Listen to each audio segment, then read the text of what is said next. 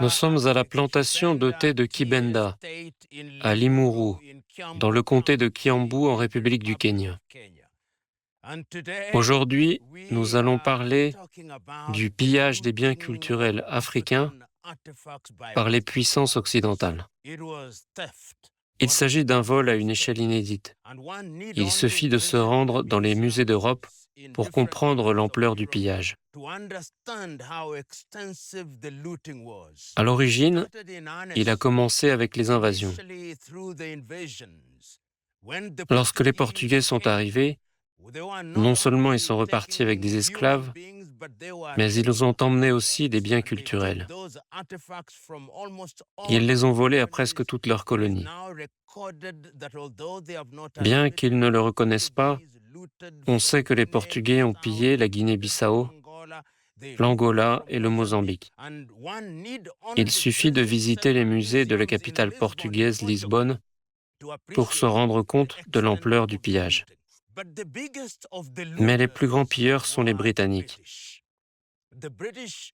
Le Royaume-Uni a commencé à piller les biens culturels de différents pays d'Afrique. Ils l'ont fait au Ghana. Ils sont allés au Grand Empire Ashanti pour voler certains des attributs royaux les plus importants. Naturellement, ils ne se sont pas arrêtés là. Dans les années 1800, quand les Britanniques ont envahi le royaume du Bénin, ils ont volé les célèbres bronzes du Bénin, que l'on peut toujours voir dans les musées britanniques. Et ils ne se sont pas arrêtés là. Ils sont allés en Égypte et y ont pris la grande pierre de Rosette, qui permet de traduire les hiéroglyphes égyptiens en langue moderne. Ils sont allés en Éthiopie et ont volé les tabots, des tablettes très importantes pour l'Église orthodoxe éthiopienne. Aujourd'hui encore, les Britanniques ne veulent toujours pas reconnaître ce qu'ils ont fait. Ils ne peuvent même pas exposer ces tablettes parce qu'elles sont considérées comme sacrées. L'Église orthodoxe éthiopienne demande bien sûr que les tabots lui soient restitués. En Ouganda, ils ont volé beaucoup de choses aux maisons royales du Buganda et du Bunyoro Kitara. Ils sont allés au Nigeria et y ont aussi volé des biens culturels dans différentes parties de ce pays. Les Britanniques sont certes les plus grands détenteurs de biens culturels pillés. La loi sur le British Museum de 1902 interdit de restituer les pièces de musée volées au pays auxquels ces objets ont été volés. En 1963, la loi sur le British Museum de 1902 a été abrogée et remplacée par la loi sur le British Museum de 1963. Celle-ci interdit également la restitution des biens culturels. Nous savons bien sûr que certains biens culturels ont été envoyés dans des musées américains. Mais je suis heureux d'annoncer qu'en février 2024, les musées américains ont rendu certaines pièces au Ghana. Un autre grand pilleur d'objets précieux est l'Allemagne. Les Allemands se sont illustrés au Cameroun, où ils ont volé des milliers de biens culturels aux Camerounais pour les transporter en Allemagne. Ils ont fait de même en Namibie, où ils ont volé des biens culturels importants après le génocide des Herero et des Nama. Il convient de noter qu'en mai 2022, ils ont rendu certaines de ces pièces à la Namibie.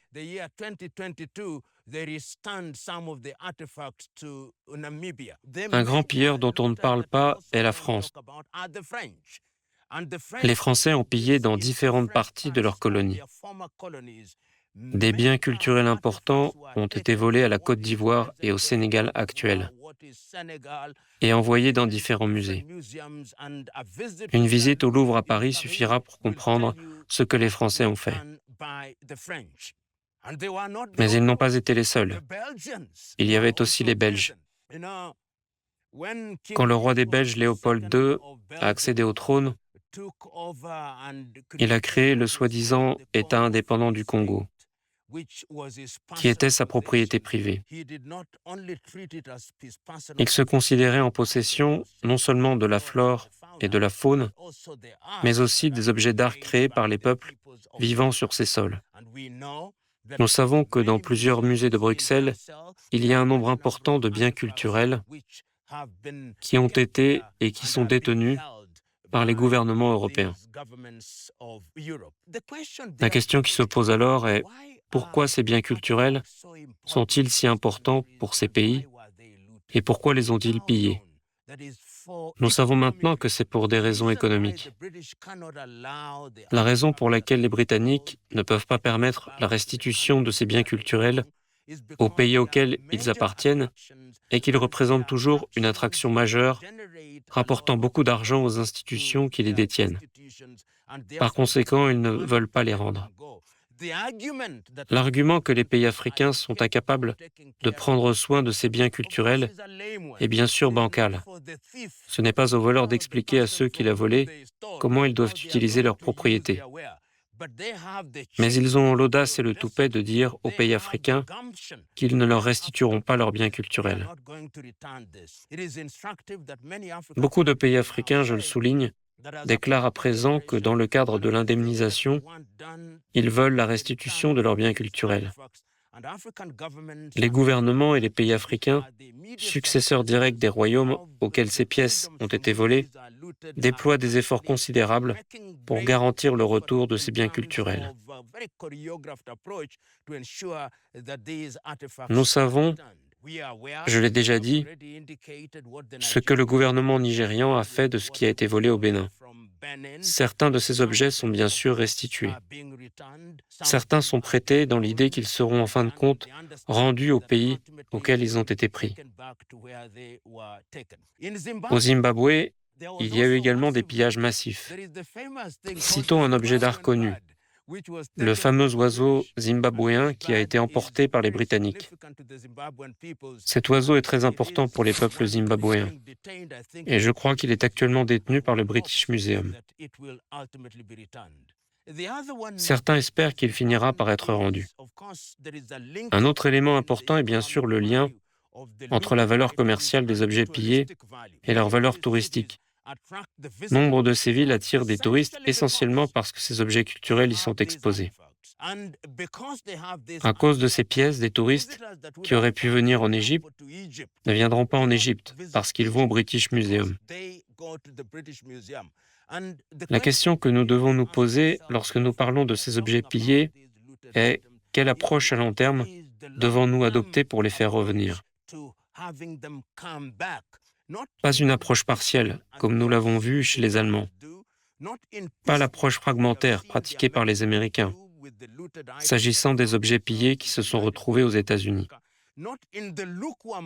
Pas l'approche peu enthousiaste constatée chez les Portugais, qui ne veulent même pas avouer que les objets culturels se trouvent dans les musées de Lisbonne ou dans d'autres régions du Portugal.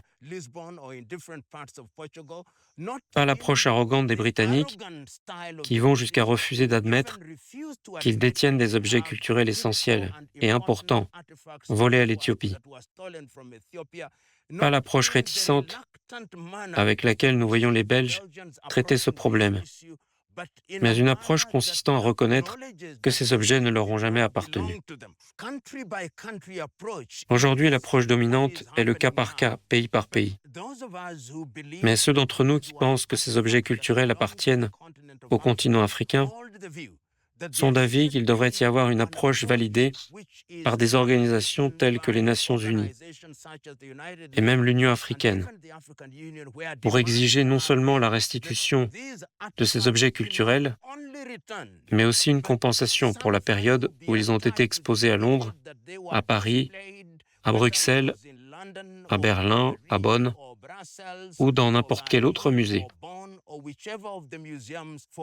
Cette compensation servirait à garantir que lorsque ces objets d'art seront rendus au continent africain, nous pourrons créer les conditions permettant de les préserver pour la postérité. Par exemple, regardons les pièces qui ont été rendues à l'Empire Ashanti par les Américains. En les recevant, Osei Tutu, le roi Ashanti, a déclaré « C'est notre âme qui nous revient. Notre âme nous a été rendue. » Il s'agit d'objets tellement importants. Les objets culturels ne renvoient pas seulement une image extérieure de ce qu'est un peuple, ils sont l'expression de sa créativité et de sa capacité d'innovation. C'est sous cet angle que nous devrions envisager les bronzes du Bénin. Lorsque nous en arrivons à la pierre de Rosette, qui a été volée à l'Égypte, nous disons que l'écriture a commencé avec les hiéroglyphes et que la pierre de Rosette est la clé de l'énigme. Nous, en tant que peuple du continent où la civilisation a pris ses racines, nous voulons savoir pourquoi la pierre de Rosette est-elle toujours en leur possession. Ce sont les arguments que nous voulons avancer. Au moment de prendre contact avec le British Museum, nous leur dirons « Il ne s'agit pas de nous prêter la pierre de Rosette, mais de nous restituer ce que vous avez volé. » Parlons également des tabots, les tables sacrées. Les téléspectateurs ne savent peut-être pas ce que sont les tabots. Ces tablettes sont extrêmement importantes pour l'Église orthodoxe éthiopienne. Celle-ci considère que Dieu est présent sur terre dans ces tables d'autel. Elles reproduisent l'Arche d'Alliance qui symbolisait l'alliance entre Dieu et le peuple de la foi et les Éthiopiens, en particulier l'Église orthodoxe éthiopienne. Celle-ci est la gardienne de ce testament particulier et a toujours exigé que les Britanniques l'admettent.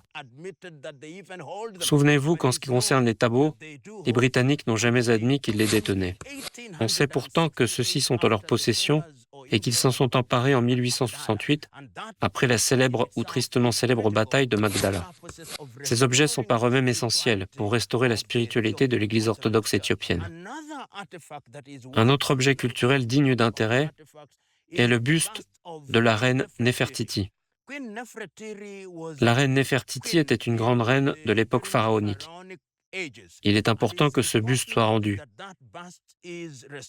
parce qu'il est étroitement lié à la civilisation de cette période et qu'il prouve qu'il y avait effectivement une civilisation noire dans cette partie du monde avant son arabisation et son islamisation. Rendons-nous en Namibie.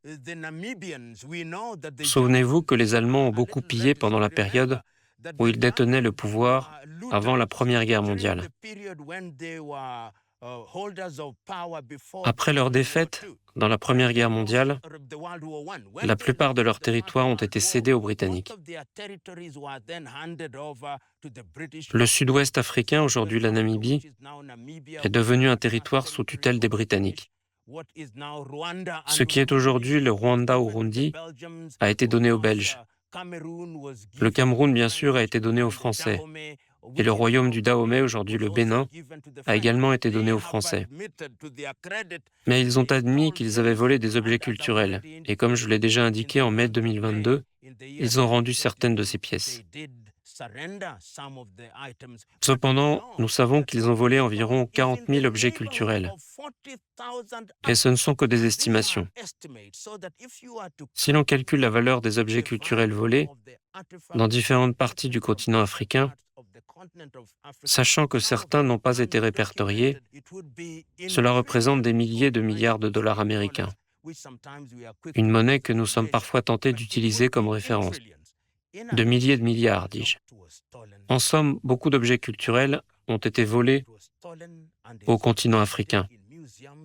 Ils ont été volés et sont conservés dans des musées d'Europe occidentale, et le moment est venu pour les Européens d'admettre qu'ils sont des voleurs. Puisqu'ils ont volé, ils doivent se repentir et rendre ces objets culturels à leurs véritables propriétaires. Lorsqu'ils l'auront fait, nous pourrons commencer à établir des relations basées sur une amitié sincère.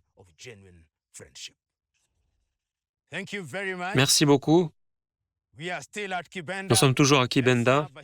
On se retrouve après une petite pause.